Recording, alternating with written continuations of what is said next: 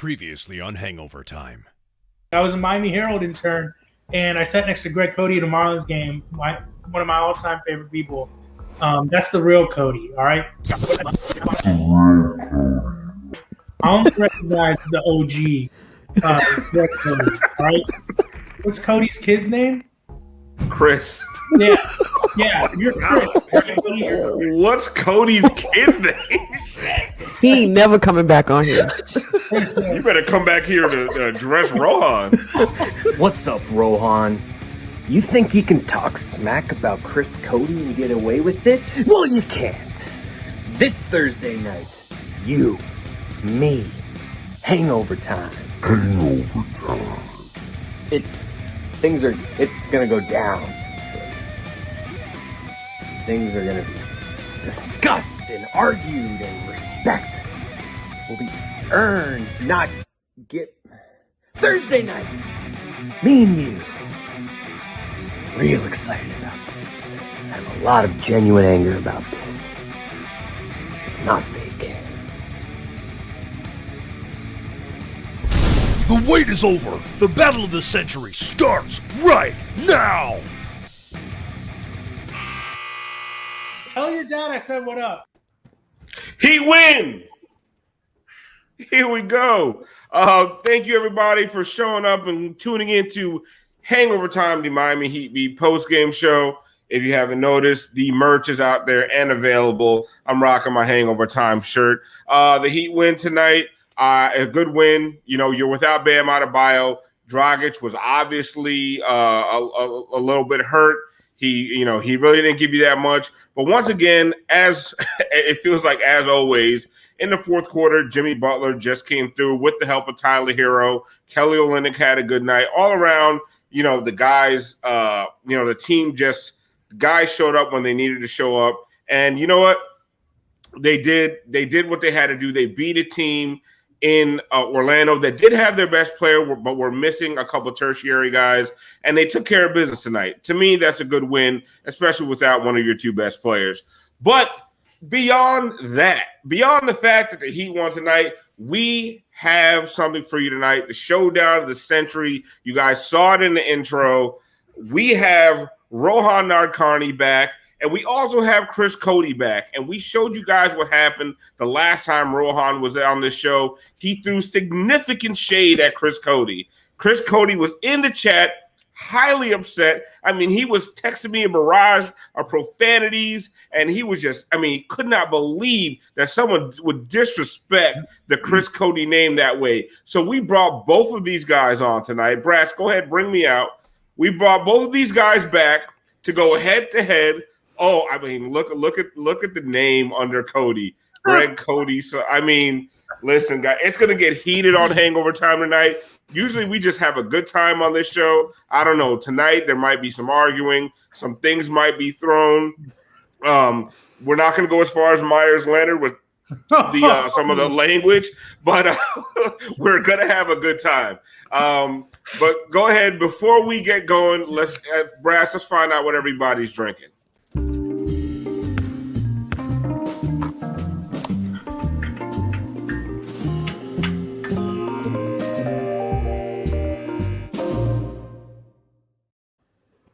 Rohan was like, what? As soon as I mentioned. Look at these graphics every time. You guys are pulling something out. Listen, man, Brass is the MVP of the show. We need to hire Brass, man. We might, I got to see we got room in the budget. Listen, you're not taking away. What? No, he work here. Yeah, he worked here. Don't be offering motherfuckers. I can do two jobs. He's all we got. You leave me in charge of graphics. It's gonna be some stick figures like when Manso was on. All right, first of all, Cote, and I'm not gonna call you Greg Cote's son because I have respect for you and the path you've carved out in the South Florida sports radio, sports media landscape. I will call you Chris Cote, sir. What are you drinking tonight? Tequila. This is the saddest feud in sports media history, by the way. Like we can all agree on that, right? I mean, there was Barry versus Ira. That's fair. Oh, yeah. We're in the conversation, though. Yeah, you guys are Mount Rushmore of saddest feuds. Shout out Mark Hockman. I'm drinking the normal Sprite and vodka tonight. I actually went to Kettle One. I raised the stakes a little bit.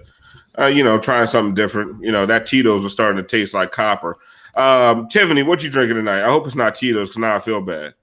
Nope, it's Kettle One Botanicals. There we go. All right. We on the same page. Something different. Yep. Okay. Brass, I know you always got some fancy drinks, some fancy cocktail you cooked up in the Brassjazz bar. What's happening? What do you got for me tonight? No, not tonight. Not tonight. I'm just wait. We have distinguished guests. It's the kickoff of the second half of the season. Showdown of the century, and you came half-assed? I told you not to do this. Listen, just because I make a lot of fancy drinks and shit doesn't mean I can't drink some good stuff like on the rocks, man. I got some Johnny Drum private stock shit. That's on the rocks. It's delicious, man. Okay. And because we're banging that fucking drum because we beat the Magic, which has only happened a few times in my fucking lifetime because we always lose to those guys. So that's true. We're like 3 and 45 in your lifetime, which is true. Moose, what are you drinking? That monkey knuckle? I got the monkey shoulder. Come on. Working on the brand, trying to get a deal here. Come on, monkey shoulder is delicious. Yeah. If they sponsor us, I'll say their name right. There you go. So I got a little bit of that. So, but I got to do this one right here. One time for some conflict. Let's drop. Rohan. So I see you didn't pull out a drink. What are you having tonight? Not to immediately get everyone against me and on Chris's side this early in the show, but I ate dinner very quickly before this podcast started. Hold on, I have a clean plate next to me right here. I didn't really have time to fix myself a drink, so I'm kind of behind the 8 ball a little bit. I'm gonna be honest. Wow, Cote 1, Rohan 0. Yeah, it's a valid excuse to not have a drink, just eating food. Cote 2, Rohan 0. I'm working tonight, all right? That's fair. We're all working. We're working. I'm on the job as we speak. But anyway, so we did. This was a good win for the Heat, I think. And we're going to get to it. We have a game for Rohan and Cote a little bit later on. Basically, this is all about the love of Greg Cote and who deserves Greg Cote's love more, Chris or Rohan. So we have a little game set up for who knows Greg Cote best. But we'll get to that a little bit later. Can you just address the beef? The quote unquote beef. Like, can we? Oh, you wanted to just come right out with it? Yeah, Okay, I thought that's how we were here. Right out the gate. Bang, bang. Throw down the gloves. Let's cut this tension. Let's cut this tension with a knife. Let me just say, upon rewatching the clip, I cannot believe that I doubled down because the context of the promo does not include is me saying I'm sorry like 18 times and also texting Chris I'm sorry. Not to throw water on the beef so early in the, but I can't believe I doubled down. I don't know what I was thinking. I mean, well, that's the show, everybody. Yeah. We'll see you tomorrow night for the next Hangover Time.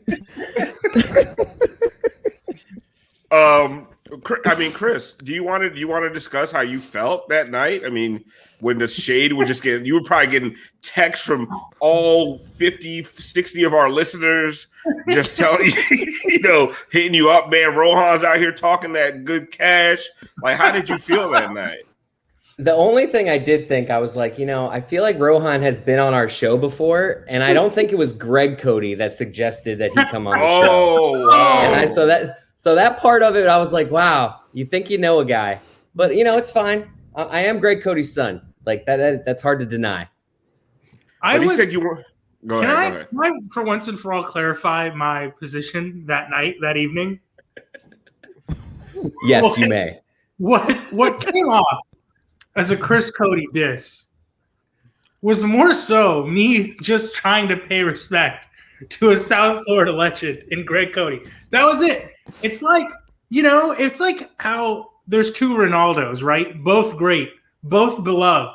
But some people of a certain generation consider Brazilian Ronaldo to be the Ronaldo, and some people of a different generation consider Portugal Ronaldo to be the Ronaldo. Rohan, you're in your mid 30s, bro. That was like some people like Papa John's, some people like Pizza Hut. But I thought that was actually a lovely analogy, a lovely metaphor for the situation. No, it doesn't work because like you're the same age as Chris.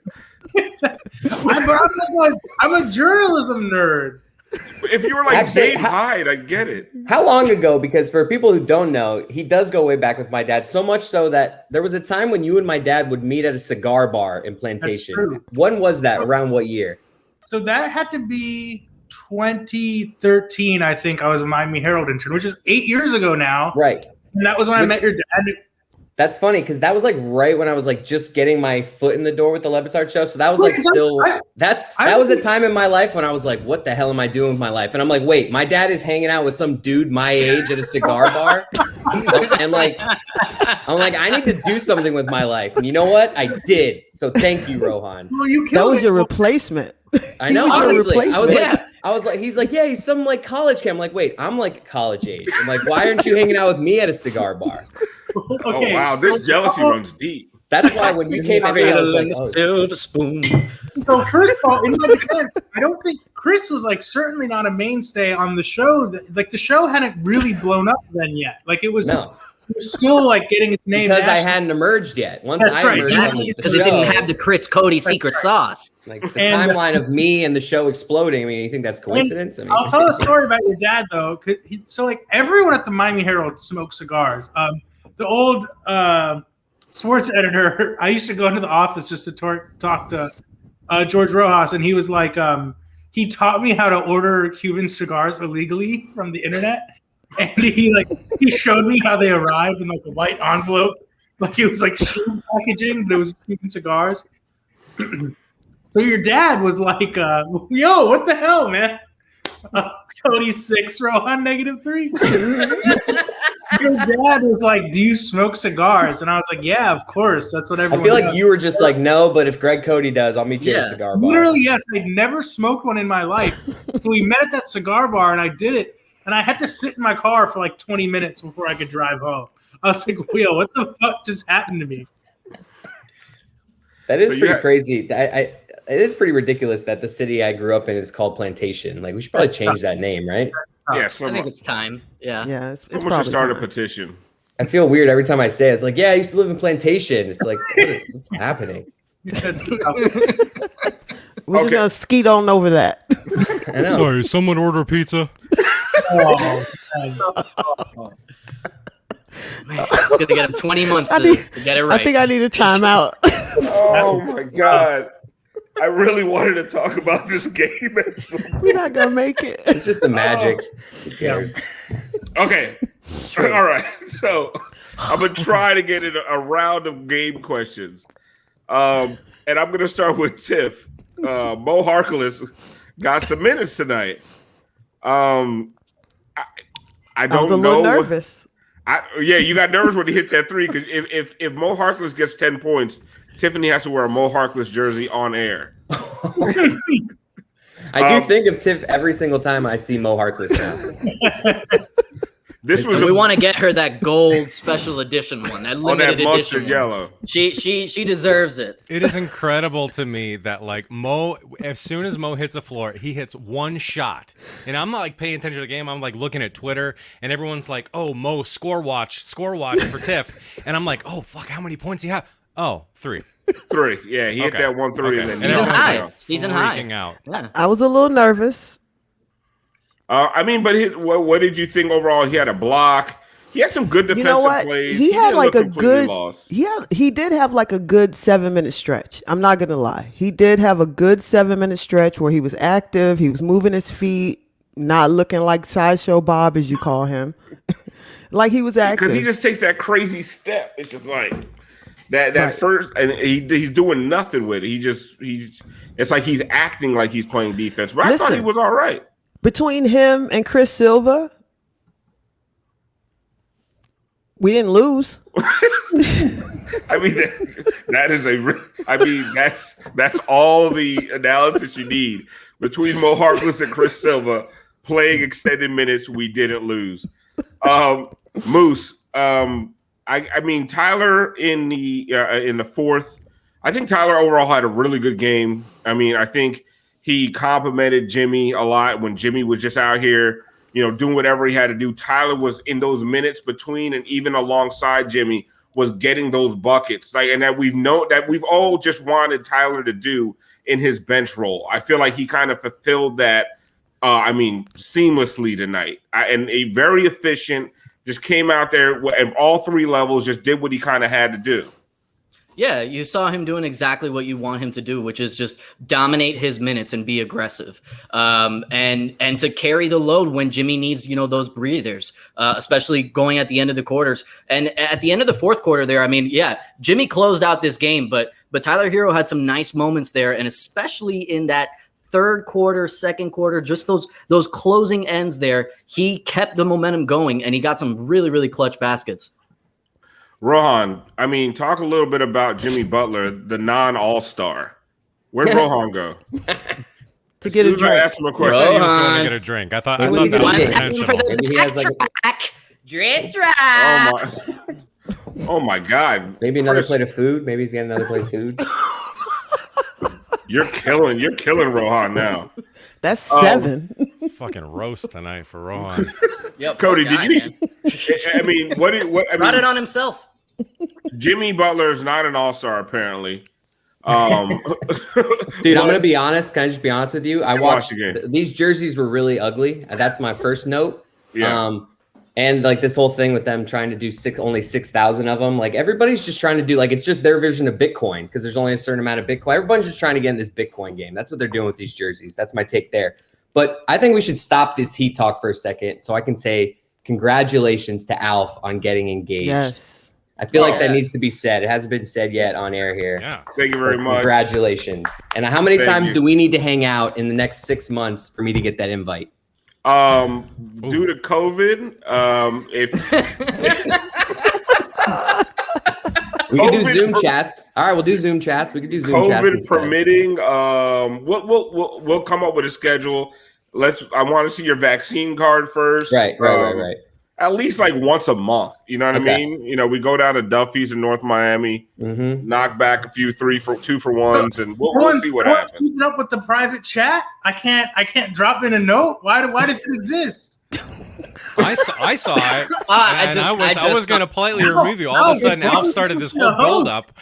I'm like, let's go. Listen, I got there's a lot of moving parts. You can't just leave it. Most people get a drink before the show starts. It's called professionalism, Rohan. God damn it! It was kind of like earlier in the game when Precious jumped up and just threw it out of bounds. That was kind of Alf there. He jumped up in the air and threw it to Rohan, and Rohan had left to go get a drink. Yeah, my teammate wasn't there. He just bounced on me. Do you think Precious just forgot that they were wearing yellow for a second, and he jumped up in the air and he's just like, "Oh, I don't have any teammates around," and he just threw it somewhere. Like legit, how many times did you guys like look at the game and start to root for the Magic for a second? This Pacers Magic game is crazy. My mom was like, "How many colors do the Heat wear?" And I was like, 2 many. Thank God they're only making 6,000 of those. So they're gonna have 5,000 left when it's all over. But go ahead. I feel bad because I know a little bit about the Heat's marketing, and I know their marketing director a little bit, and I think the Heat I was just assumed Nike is making these jerseys and the team markets it, but the Heat had a lot of input on these, and I'm like, this is a no-go. This is a miss. I think that their jerseys have been bad this year. Wow. The whole idea that it's championship gold, who are you fooling? I know mustard yellow when I see it, motherfucker. I know what it looks like, yeah. Yeah, and they came out defiant, saying, no, it's gold, not mustard. You back that shit up, Miami. We're like, no, we know what it is. No, that's straight up yellow. And I would say, my take on the jersey is it's a fine-looking jersey if it's another team. It just doesn't fit this team. It's not some jerseys are just fucking ugly, I don't know, a vice versa jersey. But these things, it's just not us, man. It's just not us. It looks better. It looks better. I mean, obviously, yellow is one of the accent colors for the Heat. It's been, forever. It's so one stripe on the jersey. Get out of here. It doesn't work, and especially coming off of the whole Vice aesthetic, to go from that to this is super jarring, and I'm not with it. Yeah. It's apparently Gianni is in the chat saying that it's a really nice jersey. Don't even. Like, I mean, how can you get so many things wrong all the time, bro? Like, listen, and I'm not Jersey police. Like, I honestly hate Jersey police. Like, oh, why did and I get mad at Adam Smoot all the time. Like, well, why did they put seashells in it? I'm like, fuck a seashell. Who cares? Like, it looks fine. Like, I don't hate the vice versa ones. I don't hate them either. What? I know. They look like melted cotton candy. At least they fit a theme. Right. Like mustard yellow don't fit shit. Like they look like they were sponsored by French's. It was terrible. And yet, they will sell. I mean, of course. I've seen the clothes Kanye puts out, and if that shit sells, right. I need my own brand of cargo shorts, and we need to stop fucking around. Just call them shits Alf.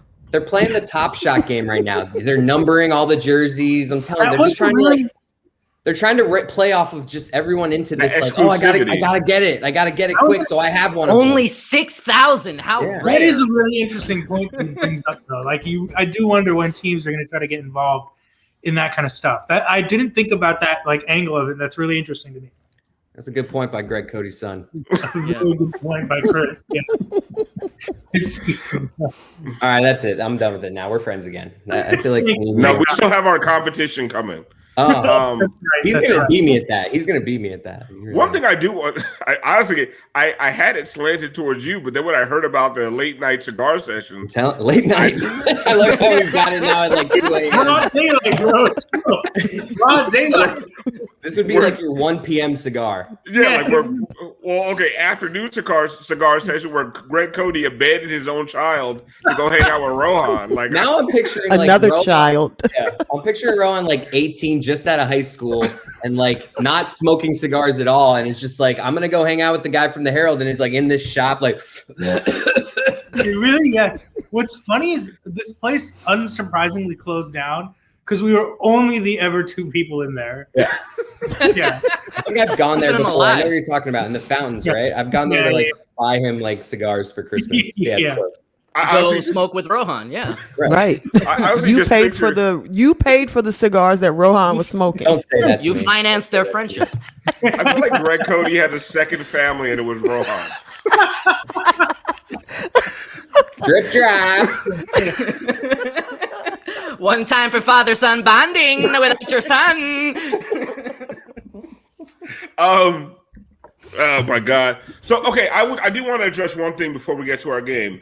There's been a lot of this Kelly Olynyk versus LaMarcus Aldridge talk on the timeline, and I do want to get Cody and Rohan's perspective on a national perspective because Heat Twitter has lost their minds over this thing, and I feel like nobody's watched LaMarcus Aldridge in 2 years. Like he's not good anymore. And Kelly Olynyk just, he just what he dropped today, 20 points, plus 11 on the night, led the team. He spaces the floor for Bam Adebayo, and he's actually a serviceable defender.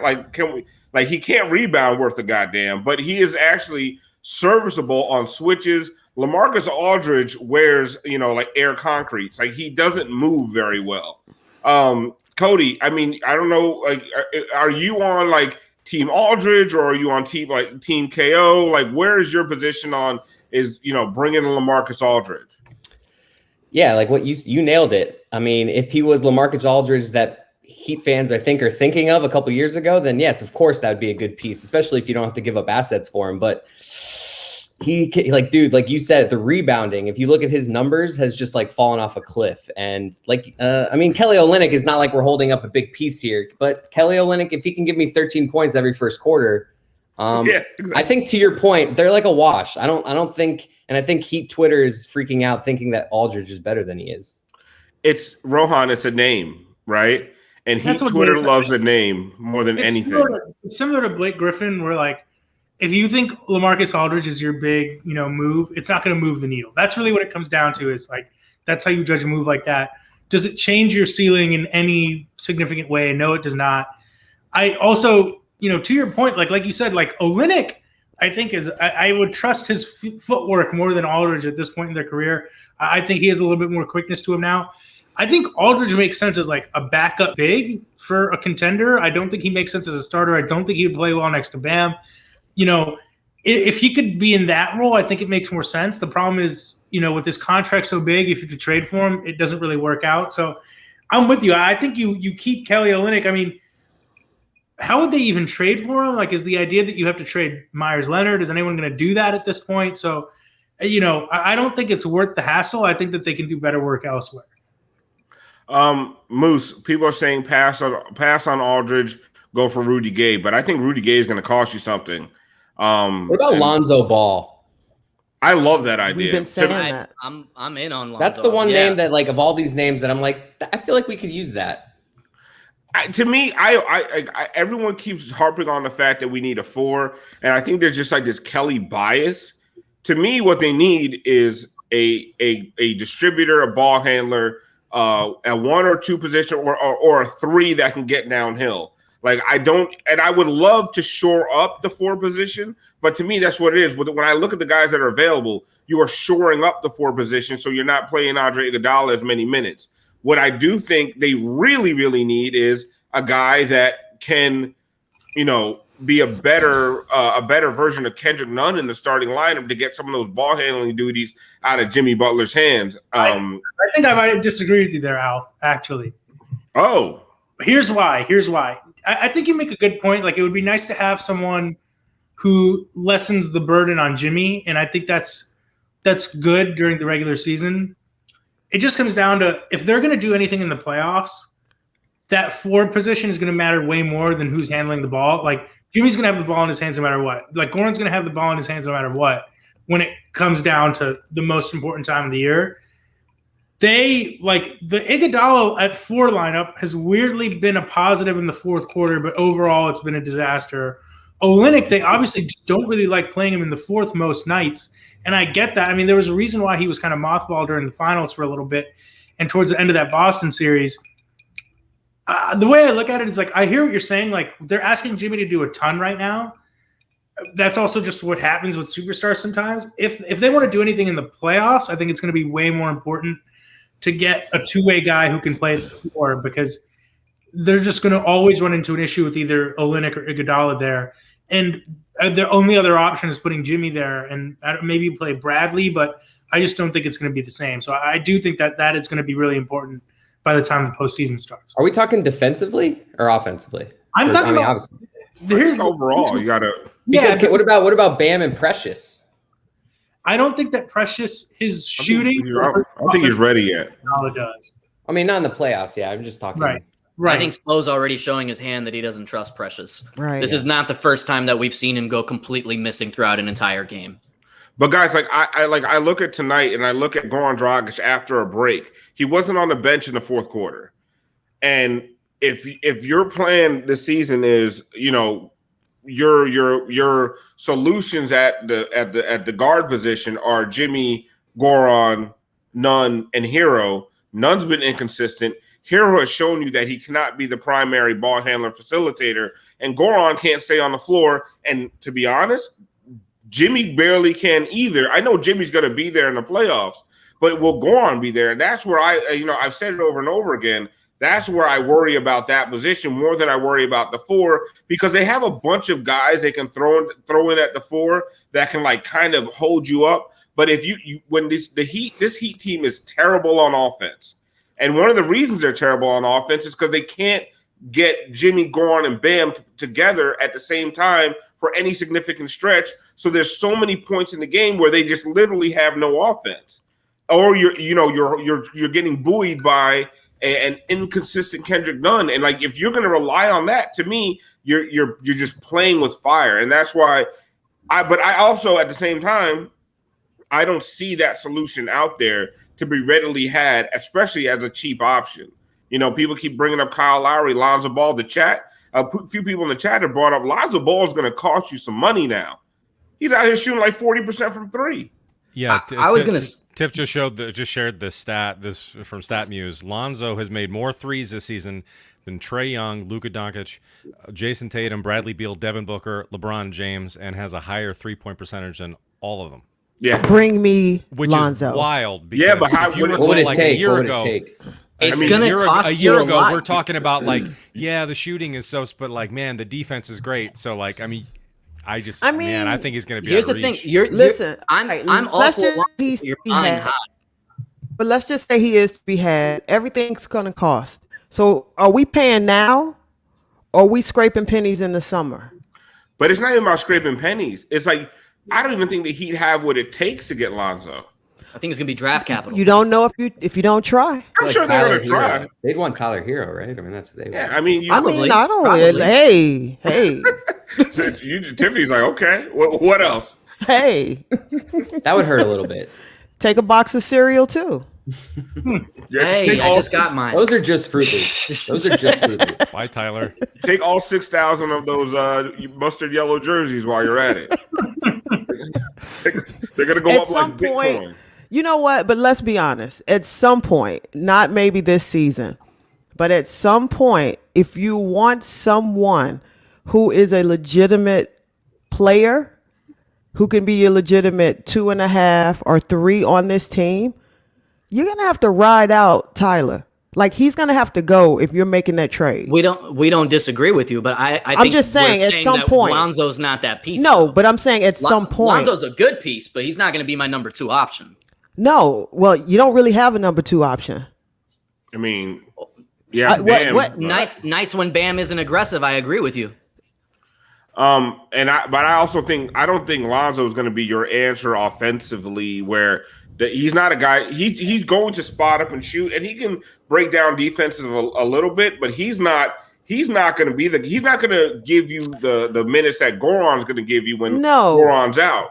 He's not. I love Lonzo, set up but the I- offense. I'm I just wanted to buy saying, as low on far Lonzo. as needs for this team and to get quality positional players for the needs. Yeah, but you're quality positional players. You don't give up your best young asset for that. A quality. But I'm talking positional about player. quality such as Alonzo or Kyle Lowry or somebody But like to me, that. Kyle Lowry's a different level. Kyle Lowry's gonna go get you buckets. But I'm And saying then- he's quality. I'm not Yeah. talking about a random at the end of the bench. I'm just saying at some point everybody has to come to the conclusion to get that in a trade. Dude has to go. I agree. I feel like Heat fans have just delusionally said that if we're giving up Tyler Hero, I want Bradley Beal or James Right, Harden or Kyle Lowry. Right, Whereas, that's what they keep like, doing. Moose is kind of saying that, which I kind of agree that Lonzo's just below those guys. So it's like now we're getting to the level of, okay, do I want to give up Tyler Hero for this? Like I'll give up Tyler Hero for Bradley Beal and James Harden. It's also but like as we're getting down to Lonzo Ball, it's like, But you all can't right, hold on to maybe. options that aren't there. So if you're holding on to options that aren't there and the quality of production isn't there for you either, what do you do? That finals game, the Eastern Conference Finals, 37 points. But come on, you living in the past, Greg Cody's son. But you living also in- don't That know was a what's big going to moment, happen. though. That was a big moment. That's But you also don't know what's going to happen. What star is going to say tomorrow morning that they want out? I mean, I had no idea that James Harden would be somewhere else this season. That happened like 2 days before the season started. Listen, if we having this conversation next season, you know who said they wanted out. Nobody. I listen. I think the Heat are going to be aggressive, but I feel like it's going to be on the buyout market. You know, I think I agree. Because they don't have enough depth to like give up 4 guys for 1 guy in return, Right. and nobody who's available is worth it, right? And if you start giving up guys for a guy like LaMarcus Aldridge, now Well, you can't give up anybody for him. All you're doing is just shifting around pieces, Right. and you're not making yourself any better. He needs to be free 99. You can't give up. Who are Yeah. you giving up for him? You giving up Kelly? Yeah. You Then honestly, you're you got then you worse. just exactly. Then you took a step back. So you can't give up because they're gonna want Kelly because he's expiring. They're gonna probably want none. Then you don't have another point guard. So you can't give up what you got for less than. I mean, Rohan, what move would you make Guys, Will Manto's on my TV right now on mute, and I can hear him better than I could last time he was on Hangover Time. You know what? I see Someone our did next point out. showdown. Oh, now we're gonna have Cody, Chris versus Will. Someone did point out something. I'm sorry, Ron. Go ahead. No, you go. You go. No, someone did point out, Rohan, that the Heat have won 8 of their last 9. I agree that. Okay, so I think that they've course corrected, and we're seeing a more true version of themselves, and that's good. It's more so, I think, judging them against, the best teams in the East and what we want to see from them. Like, I think even as great as they've been playing, like this is still a team with a second round ceiling based on the current roster at hand. I'm not on high as hero as most people nationally, but I think, disagree with Tiff a little bit just because he is so young and he has flashed that potential that I think he's going to have a lot of value, one way or another, that he's worth keeping around. I'm with Gianni that I think if they can go get someone like Harrison Barnes, that would be. It's true. He would be great. I think like it's kind of a race between him and the Heat and the Celtics. Like he is the exact kind of player who would make a difference. What are you giving up for Harrison Barnes? I think it has to be something like Kelly and Myers or something like that. But you can't give up much more. And maybe it's a conditional first. Maybe it's a second or something like that. I'm also like more, I don't know, free with first round picks than most people, especially when the Heat have proven that they can find people in the back half of the lottery or, off the problem of is we don't have draft compensation to trade though. So that's what I'm saying. What do you? That's why I think we're not going to make any deals because I think right now draft picks are more valuable than players. But I do think that like Rudy Gay, someone like that would be great. Like Alf, I think tweeted about earlier today. Like people weren't sure what they were getting from Jay Crowder when the Heat made that trade last year. It was all Iguodala was the headliner. That's what it was about. Crowder was just as important, if not more important, to that finals run than Iguodala was. So I think you need someone like that. It's finding the right fit for this team is so much more important than finding a big name or making a big swing. It's just about finding the right fit. And like a guy like Rudy Gay isn't sexy, but it's the perfect fit. And that's what Crowder was. I honestly, and this is my whole thing, and what I've been saying for the longest, like the Rudy Gays, the Harrison Barnes, I think those are the higher level. And then when you get down to the Blake Griffins and the LaMarcus Aldridges, like these guys are, they are going to help this team and because this team needs reinforcements, in my opinion. I keep using that word. They need reinforcements for when, they don't have a lot, there's not a lot of room there. They don't have a lot of.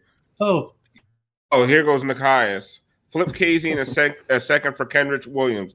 Is Kendrick Williams the one with that terrible haircut? Because I don't know if I want him. I think Kendrick we'll have to pull up a picture. But what I will say, that's why when I look at the Heat, I think that all the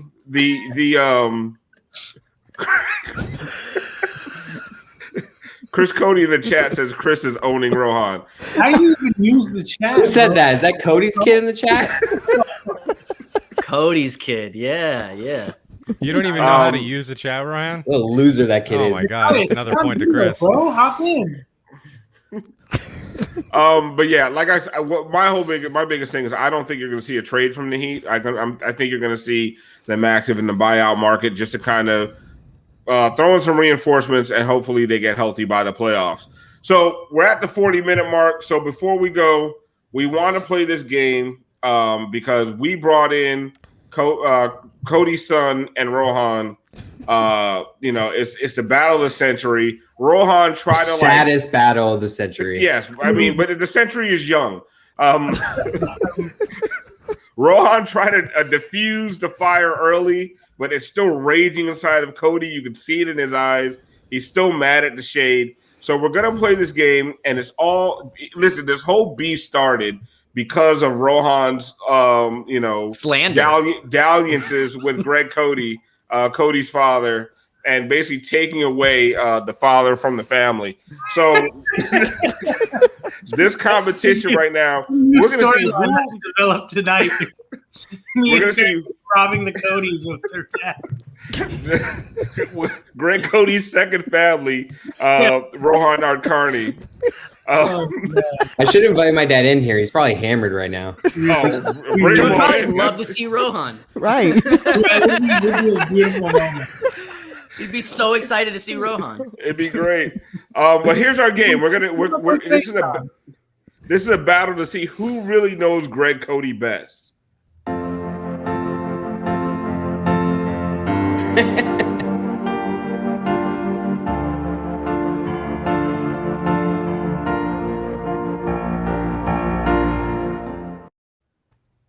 I feel like that went like 3 seconds uncomfortably too long. There was a hard fade on that. Hard fade. Very quick out. It was like done. Brass probably like, I've been working on this for 3 hours. I'm done with this thing. Fuck you guys. No, I worked on it for like 15 minutes, but like, yeah. I don't know. I don't know if that's any more uncomfortable than those long cigar smoking sessions with Rohan and your dad. But so, all right, Brass, you got the first question. We're going to start with Rohan. All right, let's. You want to read them, or you want me to? No, you can read them. I'll throw them up. You read them. I'm crying. Okay. What year, Rohan, we'll start with you. What year was Greg Cote born? I'm going to go with... I know this one. I don't know it. I'm going to go with 1960. Wow. He's a lot older than you think he is. I thought I was like, let me err on the side of being nice. Chris Cote. 54. That's right. Wow, that's correct. That's correct. He's my dad. Yeah, bro. No, that's really good. Listen, don't sell yourself short. Right. Yeah. Really good. I didn't know it. I didn't know Honestly, it. I can never think of how old he is, so I always just know he was born in 54. Then then do the math. Yeah. There you go. That's impressive. Like, honestly, don't even know how old he is right now. I just know he was born in 54. 71. No, it's like 67 or something, I think. 54? 60 something. Jesus, it's like I'm sorry. Yeah. Anyway, let's keep this game moving here. Hold on. Drip drop. Okay. So Rohan, when did Greg Cote start working at the Miami Herald? 1978. Ooh. This is tough. I don't know this. I mean, that's wrong. I know that one's wrong, but so whoever gets closer. 54. I think he started when he was like 17 or something. So what's the math there? 70. Alf, do the math. Alf, do the math for me. 71. Yeah, I'll go 70. Let me say 70. He started really young. Oh, he started young? Okay, that's not the stat that I saw online. So. Well, no, because he started as like a part-time guy, like before he was like, you might be going from when he was. I have his bio on the Miami Herald. Maybe they sold him a little short. 1995. Oh, Rohan wins. He's been a columnist. That's when he's been a columnist. Yeah, that might be the columnist. Yeah. Right, well, tell him to update their fucking bio because He's trying to run a show here. I'm giving that one to Rohan. It was like his first job out of high school. I was closer. Price is Right rules. Honestly, yeah, we can give a point to both of you, but just not one of the Miami Herald as a web designer. Yeah. All right, let's move on to the next one. Okay, we'll start with Rohan. This is the saddest trivia game ever. Like, who knows? Like, who is this? Cody's blog on the Miami I Herald. actually know this one. I believe it's Random Evidence of a Cluttered Mind. Or Random Evidence blog. Yeah, Yeah, I guess that's it was probably shortened over I time. know the Yeah, it is. because I'm Oh really man, guys, Is Rohan winning? Wait, I think it's 2-2. It's 2-2. Okay. We gave them both a point. Wait a for that. minute.